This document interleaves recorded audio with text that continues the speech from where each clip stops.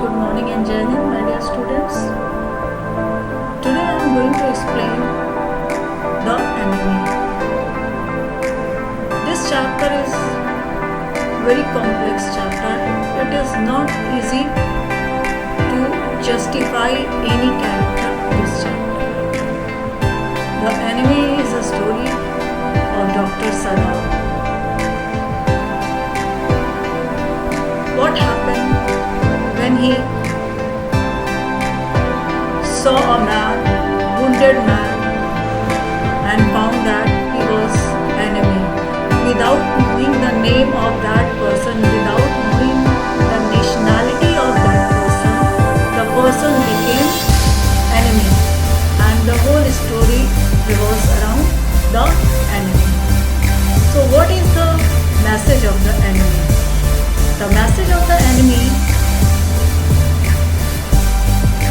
it gives that humanism transcends all man-made prejudice and barriers. Here Dr. Sadao upholds the ethics of medical profession in treating an enemy. The story is a great lesson of peace, love, sympathy, fellow feeling and humanism. It's not easy to treat an enemy. Here an enemy is written, the enemy. The particular person, the particular community, the particular nationalist of particular country is considered here as the enemy. This chapter is about a doctor. You know who is Dr. Sadao? Graduated from America. Basically he belongs Japan, but for further study he moved to America, studies there, marries a Japanese woman, a great patriotic person. But what happened in his life? What made changes in his life? We have to discuss, we have to study, we have to analyze. This chapter has an universal appeal. Why it has an universal appeal? Because everyone, each and everyone feel the same kind of trauma when he or she meets an enemy or resident of neighborhood country. If that country is our enemy, the same kind of trauma, the same kind of feeling we all go through. It's never easy to treat enemy, but Dr. Sadao did. What is the reason behind Dr. Sadao? Why he was forced to do? What was his mental status? We will study everything regarding this chapter, the enemy. Before I start this chapter, reading line by line and providing you explanation line by line, you need to expand your thinking. You need to believe that humanism is the most valuable thing on the earth. We are human first. We need to believe. And that is the moral and message of the writer through this chapter, the enemy. I hope you will enjoy this chapter, you will understand, and you will inculcate good qualities of this chapter in your own life. I wish the same. So please open your book, keep your book with you. When I read the lines, when I read the passages, and provide you explanations so that you can understand every word, you can grasp every emotion. I hope you will do. So let's start. So Before we read the chapter, I will provide you the introduction of the chapter. So it is the time of the World War.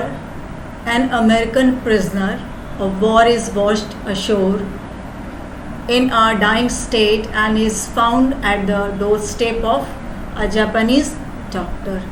Should he save him as a doctor or hand him over to the army as a patriot? The chapter starts with this dilemma of Dr. Sadao. So this is the beginning of the story. The story is set during the Second World War. A Japanese doctor finds an American prisoner of war at his doorstep. He is in dilemma that being a doctor, should he save the wounded man, or being a Japanese, should he hand over the enemy to the army? That is very striking question. With this, writer start the story. So Pearl Sidney Strickerberg written this story, the famous American writer and novelist. She had a Chinese named Tsai Zhenzu, as she spent her childhood in China. Being the daughter of missionaries, she was awarded the Pulitzer Prize in 1932 and the Nobel Prize in Literature in 1938. The enemy. Dr. Sadao Hoki's house was built on a spot off the Japanese coast where as a little boy he had often played. The low square stone house was set upon rocks well above a narrow beach that was outlined with bent pines. As a boy, Sadao had climbed the pines, supporting himself on his bare feet, as he had seen men do in the South Seas when they climbed for coconuts. His father has taken him often to the islands of those seas, and never had he failed to say to the little brave boy at his side, "Those islands yonder, they are the stepping stones to the future for Japan. Where shall we step from them?" Sadao had asked seriously. "Who knows?" his father had answered. "Who can limit our future? It depends on what we make it." The meaning of yonder is at some distance in the direction pointed at.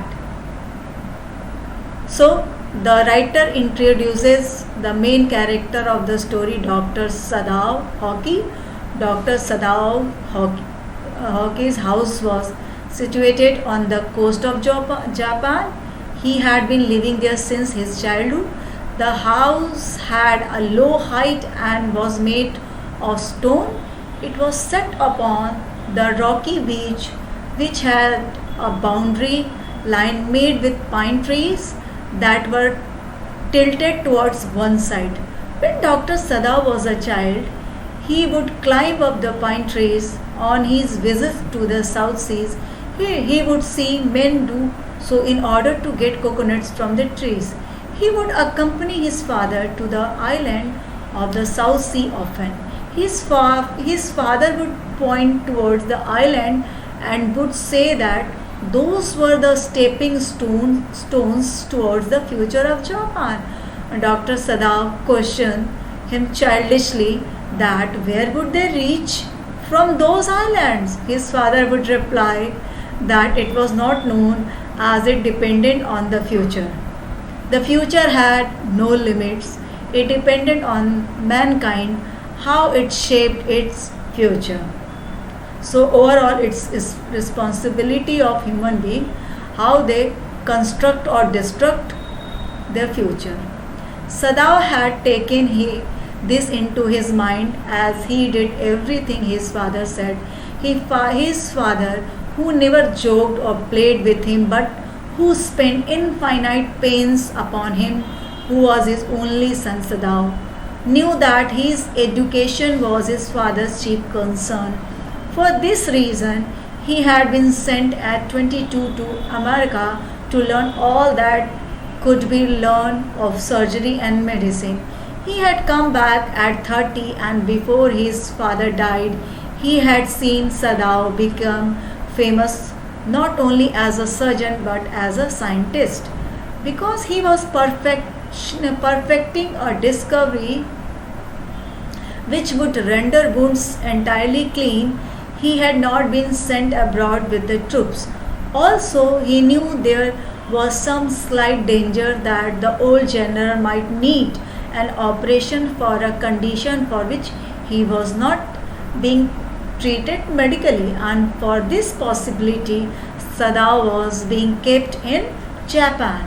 Sadao retained all the things that his father would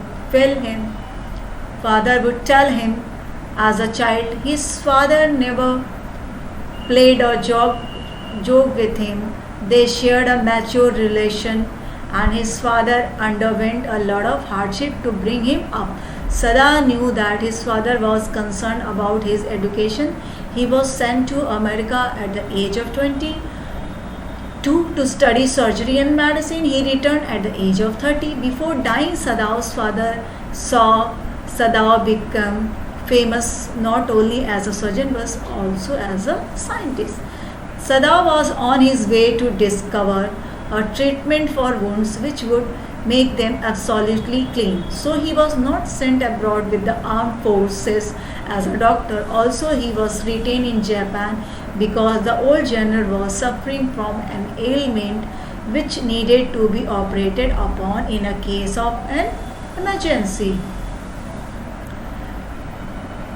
So you come to know the importance of Dr. Sadao in general's life, his expertise in his profession. He is famous not for his only medical profession, but right now he is moving forward to gain something special by discovering a treatment that would heal completely, a treatment which would heal a wound completely. He is very expert. He is very great doctor. He is considered in the Japan.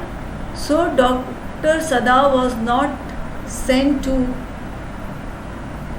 with the troops as general wanted him to keep with him, as he is facing some serious kind of illness and anytime he need an operation. So he always keep Dr. Sadao in the country. That is the importance of Dr. Sadao in the general's life. Not professionally but personally, general did not want to die. So he gives a lot of importance to Dr. Sadao, and that is the way, that is the thing. Dr. Sadao did whatever he did. He knew his importance in general's life. So that's why he did all these things. So I hope you understand these things. This is the introductory part of the enemy chapter.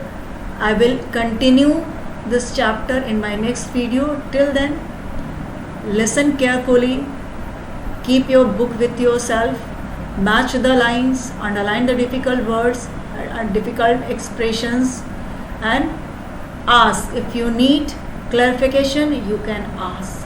Until then, thank you very much. I will explain next part of this chapter in my next video. Thank you very much. Jai Hind to all.